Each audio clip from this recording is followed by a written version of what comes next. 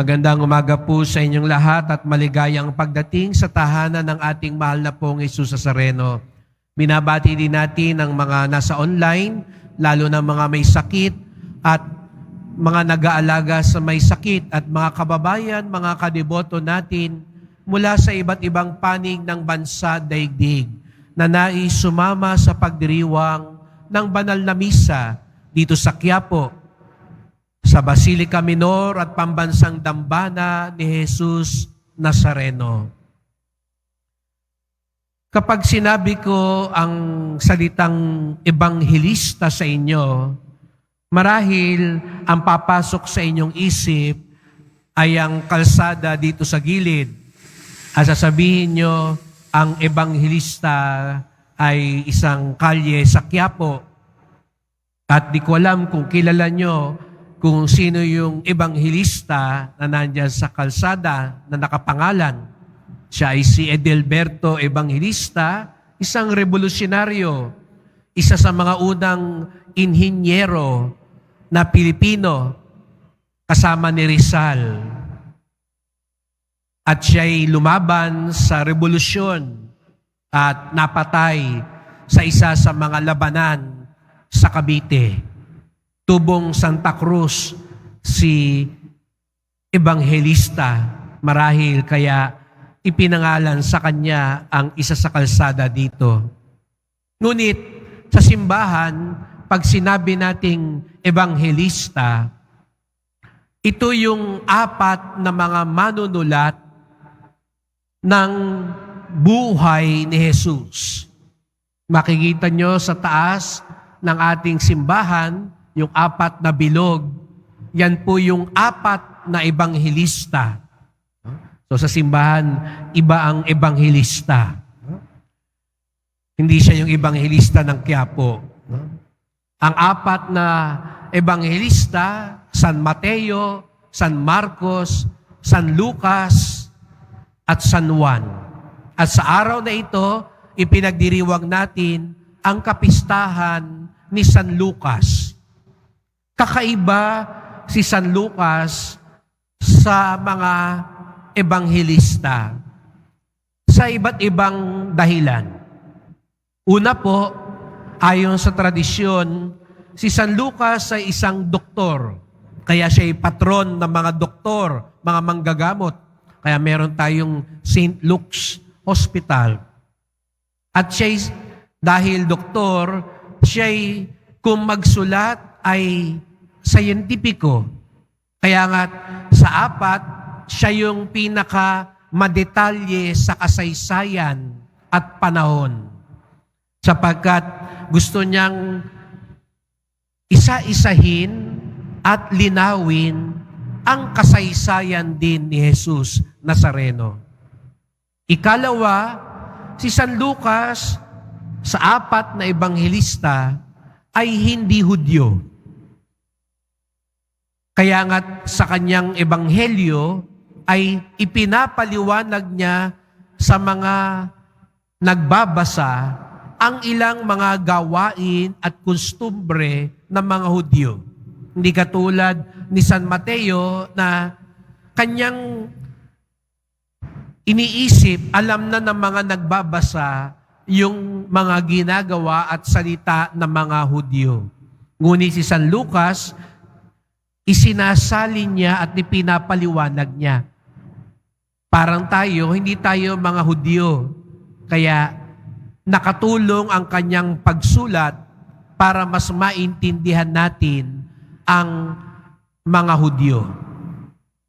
At dahil nga po hindi siya Hudyo, sa ikatlong dahilan, ang kanyang ebanghelyo ay masasabi natin na mas tumutukoy sa mabuting balita para sa lahat. Sapagkat alam natin, ang unang pakay ng Diyos sa lumang tipan ay ang mga Hudyo. Sila ang bayang pinili ng Diyos. Kaya nga, pagdasal natin pa rin ang kapayapaan sa Israel ngayon. Sapagkat sila rin ay malapit sa puso ng Diyos. Sila ang unang tinawag ng Diyos. Bagamat hindi nila tinanggap si Jesus Nazareno bilang tagapagligtas, ay sila pa rin ay bahagi. Sabi nga ay kapatid pa rin natin sa pananampalataya. Dahil sabi nga ni San Lucas, lahat tayo gustong iligtas ng Diyos. Kaya ang ebanghelyo ni San Lucas ay binibigyan diin niya na ang kaligtasang ibinibigay ni Jesus Nazareno ay para sa lahat. Hindi para sa iilan lamang. At dahil doon, binigyang diin din ni San Lucas ng ebanghelyo para sa lahat, para din lalo na sa mga naitabi, mga napabayaan, mga minamaliit sa lipunan. Kaya nga't may mahalagang diin si San Lucas sa mga babae, sa mga may hirap, at sa mga dayuhan. Kung meron man siyang parang kinikilingan, ito yung mga sektor na ito. Kaya nga si San Lucas, lagi niyang binabanggit ang mahal na ina. Lagi niyang binabanggit hindi lang yung mga apostol, kung hindi yung mga babaeng sumunod kay Jesus Nazareno. Si San Lucas, binabanggit niya lagi ang mga mahihirap, ang mga bata. Ito yung mga minamaliit ng lipunan. Ito yung mga hindi na pinapansin ng lipunan, ang mga dayuhan. Ngunit mga kapatid, hindi lang nagsulat si San Lucas para matuto tayo. Hindi lang para sumulat ng kasaysayan. Hindi siya isang reporter o historian lamang. Sabi ko nga kanina, siya'y ebanghelista. At ano ba ibig sabihin ng ebanghelista? Ang manunulat ng mabuting balita. Ebanghelyo. Yung pong ibig sabihin ng ebanghelyo, galing sa Griego, mabuting balita.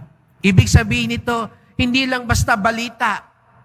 Di ba ngayon nga, minsan, ayaw na nating manood ng balita kasi panay negatibo, patayan, nakawan, gera, siraan, panay pagpapogi lang ng kusino-sino, panay kasinungalingan.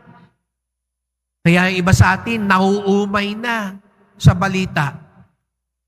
Pero hindi lang basta magandang balita, mabuting balita. Balitang nagliligtas. Kaya't nais ni San Lucas, lalo nating makilala si Jesus. Kaya siya nagsulat ng ebanghelyo. Kaya siya nagkwento. Hindi siya naroroon kasama ni Jesus. Siya lamang ay naging kasama ni San Pablo. Ang mga tinanong niya ay ang mga alagad ni Jesus. Marahil dahil nakita niya maraming buhay ang binago ni Jesus. Kaya isinulat niya ang kwento ni Jesus para mas marami pang tao ang mabago ang buhay. Mas marami pang tao ang mapalapit kay Jesus. Kaya, alam nyo, napakapalad ni San Lucas. Siya ang manunulat na ang kwento niya hindi matatapos ikwento hanggang sa dulo ng daigdig, hanggang sa katapusan ng kasaysayan. Ang ganda nung ganun, no? Yung kwento mo, pag-uusapan hanggang dulo ng daigdig. Hindi yung mga kwento-kwento lang sa kanto. Hindi yung mga chismis-chismis lang. Hindi lang yung buhay ng may buhay. Walang interes si San Lucas yan. Buhay ni Jesus Nazareno. ang kanyang interes. At hindi lang basta buhay ni Jesus Nazareno, buhay na makapagbibigay buhay. Sana mga kapatid, tayo rin maging ebanghelista. Tayo rin maging tagakwento. Huwag lang natin ikwento yung detalye ng buhay ni Jesus. Ikwento natin papaano tayo nabago ni Jesus Nazareno. Ikwento natin ang pag-ibig at awa ni Jesus Nazareno. Huwag lang natin solohin si Jesus Nazareno. Pag-uwi ninyo, pag nakasalamuhan yung ibang tao, ikwento nyo rin kung gaano kabait, gaano mawain, gaano mapaghimala si Jesus Nazareno. Mas marami pang tao sana sa pamamagitan natin ang makilala si Jesus Nazareno. Pero mangyayari lamang yan kung tunay nating kilala, kung tunay nating sinusunod, kung tunay ngang mabuting balita ang buhay ni Jesus Nazareno para sa ating lahat.